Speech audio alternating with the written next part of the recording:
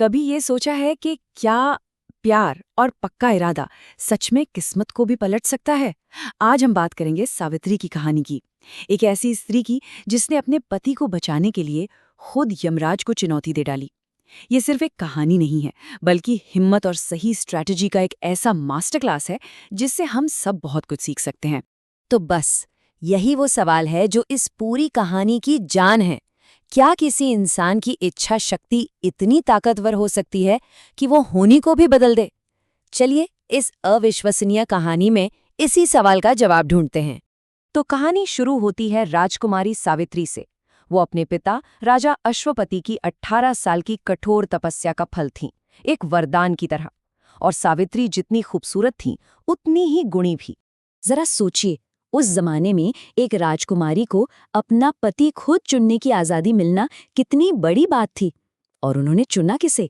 किसी महलों में रहने वाले राजकुमार को नहीं, बल्कि सत्यवान को, जो जंगल में एक सीधी साधी जिंदगी जी रहे थे क्योंकि उनके पिता अपना राजपाट खो चुके थे।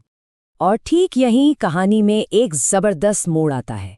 एक भविष्यवाणी होती है कि हर गुण से भरा हुआ सत्यवान आज से ठीक 1 साल बाद इस दुनिया को छोड़कर चला जाएगा।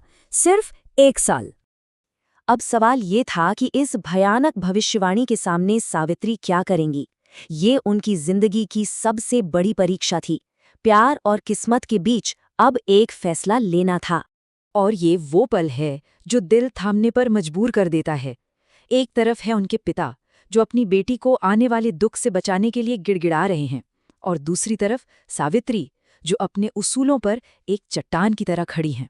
उनका ये जवाब साफ दिखाता है कि ये फैसला सिर्फ जज्बाती नहीं था, बल्कि उनके सम्मान और उसूलों की गहरी समझ से निकला था। ये उनके मजबूत इरादे का पक्का सबूत था।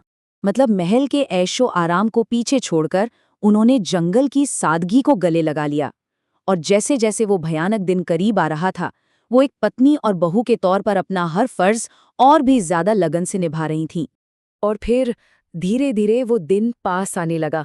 हवा में ना एक अजीब सा तनाव घुलने लगा था। साफ था, होनी अब होकर रहेगी। यहाँ सबसे दिलचस्प बात यह है कि सावित्री ने किस्मत के आगे घुटने नहीं टेके। वो बस बैठकर इंतजार नहीं कर रही थीं। नहीं, वो तैयारी कर रही थीं। ये जो टाइमलाइन हम देख रहे हैं, ये दिखाती है कि वो कितनी समझदारी से एक एक कदम उठा रही थीं। ये झुकना नहीं था, ये लड़ने की पूरी तैयारी थी। और फिर वही हुआ जिसका डर था, वो पल आ ही गया। भविष्यवाणी सच हो गई। सत्यवान ने सावित्री की ही गोद में दम तोड़ दिया। ठीक उसी पल वहां कोई और नहीं बल्कि खुद यमराज प्रकट हुए। और याद रखिए, वो सिर्फ मौत के देवता नहीं हैं, वो धर्मराज हैं, न्याय के राजा। और वो आए थे सत्यवान की आत्मा को ले जाने। तो अब कहानी एक नया मोड़ लेती है। ये प्यार और दुख से आगे बढ़कर एक दिमागी जंग बन जाती है। यहाँ कोई गिड़गिड़ाहट नहीं थी। ये तो बुद्धि का वो खेल था जिसमें सावित्री ने अपना सब कुछ दांव पर लगा दिया था। देखते हैं कैसे। यम जैसे ही सत्यवान की आत्मा को लेकर आगे बढ़े, सावित्री बिना एक पल सोचे उनके पीछे पीछे चल दी। उनकी ये जिद, ये हिम्मत देखकर तो खुद यमराज भी हैरान रह गए। तो सावित्री को लौटाने के लिए यमराज ने उन्हें 3 वरदान देने का ऑफर दिया। पर उन्हें क्या पता था कि यही 3 वरदान सावित्री के सबसे बड़े हथियार बनने वाले हैं। और जरा देखिए इन वरदानों को कितनी समझदारी से चुने गए हैं। पहला वरदान अपनी सास ससुर के लिए, दूसरा अपने पिता के लिए, और फिर तीसरा जो सबसे क्रूशल था, खुद के लिए, पुत्रों का वरदान। हर वरदान में स्वार्थ नहीं, धर्म था। और बस यहीं से कहानी अपने क्लाइमैक्स पर पहुंचती है। सावित्री का बिछाया हुआ बुद्धि का जाल अब अपना काम करने वाला था। यम ने बिना कुछ सोचे समझे तीसरा वरदान दे दिया। उन्हें लगा बात खत्म, पर असल में वो अपने ही शब्दों में फंस चुके थे। ये सावित्री का चेक एंड मेट था। और फिर आया सावित्री का वो मास्टर स्ट्रोक, उनका जवाब। एक ऐसा सवाल, एक ऐसा लॉजिक जिसे खुद धर्मराज भी नहीं जुटला सकते थे।